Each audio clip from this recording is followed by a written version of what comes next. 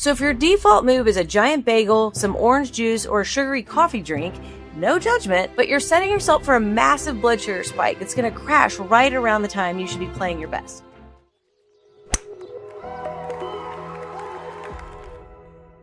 Last episode, we talked about why so many midlife golfers fall apart on the back nine. And we went through the 4 pillars: fuel, hydration, cellular efficiency, and sleep. Today, we're cracking open the playbook. Chapter 1, fuel. We're going to walk through exactly what to eat and drink before and during a round so that you actually have some left in the tank when you make the turn. By the end of this episode, you should have a real plan you can take to the course this weekend. Welcome to Playing for Life, the podcast where golf, hormones, and midlife performance are finally in the same conversation. I'm Dr. Amy Garza, a midlife hormone expert, aspiring competitive golfer, and someone who believes better performance starts from the inside out. On this show, we're connecting what's happening in your body to how you show up on and off the course. It's about building a body that lets you live better, play better, and stay in the game longer. Because midlife's not where you stop playing, it's where you learn how to play for life. Let's tee it up. If you haven't listened to last week's episode, the back nine fade one, go back and start there. Today's going to make a lot more sense once you understand what's actually happening in your body. Today's what to do about it. Quick note before we get into it. I'm a doctor, but I'm not your doctor. This episode is for education only. Use it to have a smarter conversation with your own doctor. Okay, let's get into it.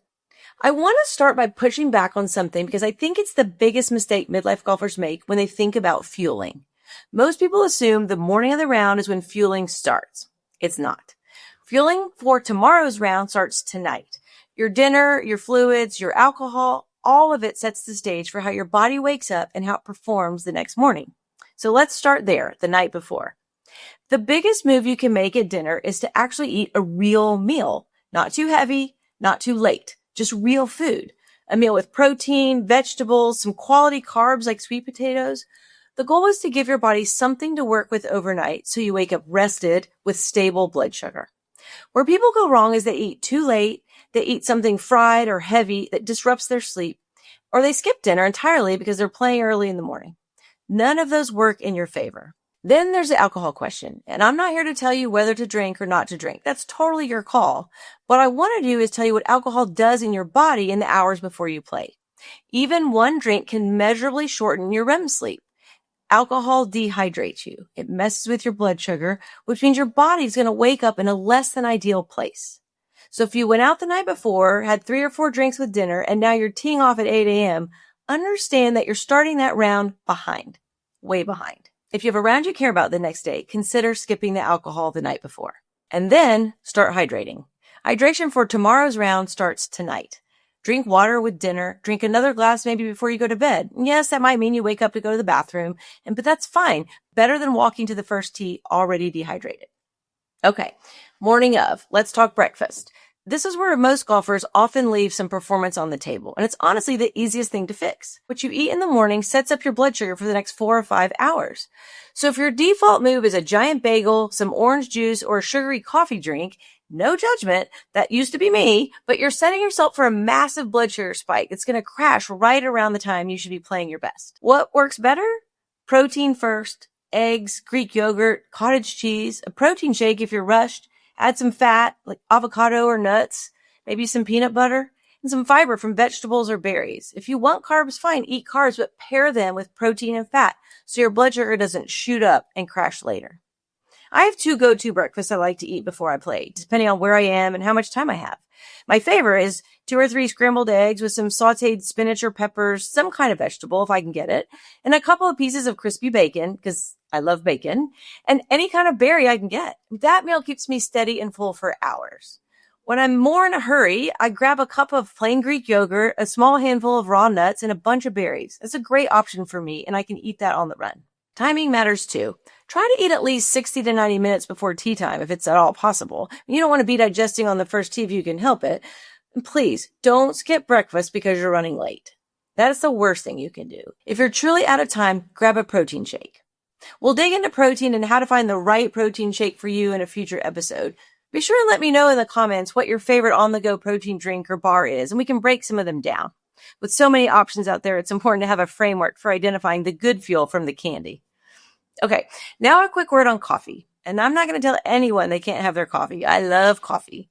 But before you have your coffee, consider a glass of water first, and not just on golf days. You see, caffeine is a diuretic, and it's also a bladder irritant, which means it makes you go to the bathroom more. So if your morning is just coffee, you're walking to the first tee already a step behind on hydration. And watch the sugar bombs disguised as coffee drinks. A regular cup with cream is fine. A 24-ounce caramel vanilla syrup whipped cream concoction thing, it's basically dessert. Don't pretend it isn't. All right, now you're on the course, first tee. I want to slow down here because this is where I'm going to push back on some of the standard golf advice you've probably heard. I hear it all the time. Graze every few holes, fuel constantly, keep snacks coming. That's solid advice for an endurance event like a marathon. Golf is not that type of endurance event, not in the same sense. And if you're someone who cares about metabolic health, which everyone listening to this show should be, constant grazing is actually working against you. Remember what we talked about last episode. The big metabolic goal in midlife is to keep insulin from being elevated all day long. If you eat a great breakfast and then nibble something every 30 minutes for the next 4 hours, your insulin never gets a chance to come back down. That's the same pattern that drives insulin resistance over time. So even if you're grazing healthy, almonds here, a bite of protein bar there, you're still keeping the metabolic dial turned on the whole time, and not in a good way. So here's the way I want you to think about on-course fueling. If you ate a real protein and fat anchored breakfast before your round, you should generally be okay for the front nine. You don't need to be eating between holes. What you need is to hydrate steadily and stay aware. Then somewhere in the middle of the round, usually at the turn, maybe a hole or two before or after, you eat one real refuel. Protein, little carbs, a little fat, something that holds you through the back nine without spiking and crashing you. That's it. One solid refuel, not 5 mini snacks. The goal of that mid-round fuel is not just energy. It's preventing hunger. Because when midlife golfers get truly hungry on the course, we tend to make less than ideal choices. Choices like grabbing a candy bar or a regular sugar-filled Gatorade. Hunger drives bad decisions. When I'm saying bad here, I'm talking about bad for your goals. Refueling on time prevents those decisions from ever needing to be made.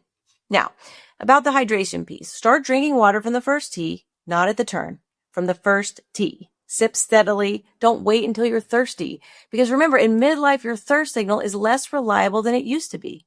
By the time you feel thirsty, you may already be behind.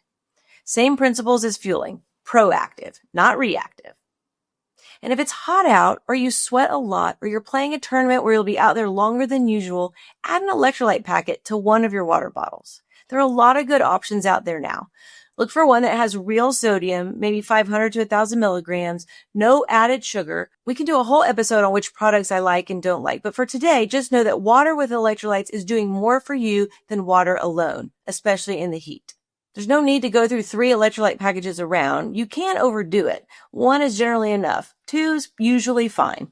Again, remember, this is general information that works for most people. This is not individual medical advice. So talk to your doctor, especially if you have high blood pressure or on a diuretic or on a low sodium diet. Those can definitely change your electrolyte needs. Okay, the turn. This is where the wheels come off for a lot of people, and it's almost entirely because of what the snack bar is selling.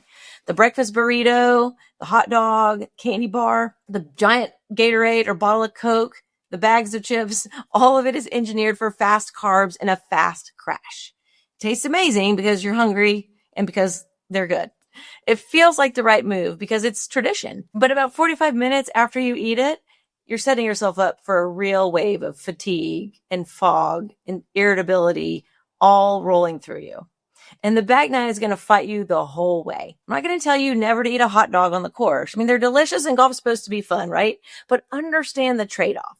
If you want to play your best, the turn is a place to eat something that supports you, not something that betrays you. Think grilled chicken sandwich with not too much bread, or a protein fat combination snack like beef and cheese sticks, some nuts, an apple with some peanut butter, a real meal if your course has decent food. The closer it is to real food with protein, fat, and fiber, the better you're going to feel walking up 18. And about the drinks at the turn, the regular sports drink is mostly sugar. If you need something with electrolytes, look at low sugar or zero sugar options, or add a sugar-free electrolyte packet to your plain water. Which also brings me to on-course alcohol. Because I want to be honest with you about this one. I already mentioned the hydration and blood sugar piece when it comes to alcohol. That's all real. But it's not the biggest issue with drinking alcohol on the course. The biggest issue is disinhibition. What happens when you have a beer on the course is your brain changes. Even a single drink softens your judgment. You're not as sharp. Your decision-making shifts. And here's the part that matters most for this episode. Once your judgment softens, your fueling falls apart. You stop tracking your hydration. You say yes to the hot dog you might have said no to. You grab the chips. You wave off the water you should be drinking and start having more alcohol. Your shot selection gets sloppier and your patience gets shorter. And the round you wanted to play quietly slips away. One beer is rarely the thing that wrecks the round. It's the decisions that follow that one beer that are the real cost. Once you understand that, you can decide for yourself how you want to handle it. So if you fueled and hydrated well, you should not need much aside from water on the back nine. Here's the thing I really want you to hear though. Once you've already crashed, you can't fully catch up before the round ends. Steady habits earlier in the round prevent the crash. Heroics on hole 16 don't fix it. This is the part of the round where the work you did earlier actually pays off. If you ate a real breakfast, stayed off the constant grazing wagon, made one smart refuel at the turn, kept the water flowing, and kept your judgment intact, you're going to walk up 18 feeling like yourself. If you didn't, the back nine is going to expose every shortcut you took.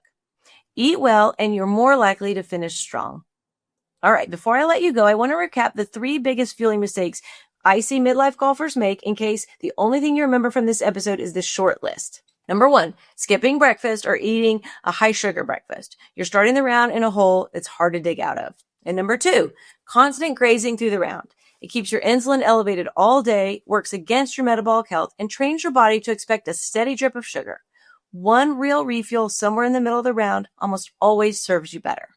And number 3, choosing the fast carbs at the turn. The Coke and candy bar or beer and chips combo are your back nine killers. If your goal is to play your best golf, treat the turn like a aid station, not a snack bar. Fix those 3 things, and most of you are going to feel a meaningful difference the very next round you play. Not in a month, not after some big lifestyle overhaul. The very next round. All right, that's chapter 1 of the Back Nine Playbook. Fueling for 18 holes is one of those things that sounds boring until you start doing it right. And then you realize you've been giving away 2 or 3 holes around to bad eating habits. Real food, a solid meal before you play, hydrate from the first tee, treat the turn like a refuel, not a free pass, protect your metabolic health by not grazing all day. That's the playbook for the days when it really matters to you to be on your game. In the next episode, we're going to keep building out the playbook. We've got more chapters coming, and I want to hear from you on what to dig into next. Drop a comment and send me a message. Tell me what part of your game is breaking down and what you most want to fix. Is it cramping? Is it the mental side? Sleep? Tell me, and we'll keep building this thing together. If something in today's episode hit the sweet spot, do me a favor. Follow the show so you don't miss what's next. And share it with a golfer who's absolutely going to need to hear this before their next round. Drop a comment and tell me what you're going to try this weekend. I want to hear how it goes. Until the next round, this is Playing for Life. Here's to living better and playing longer.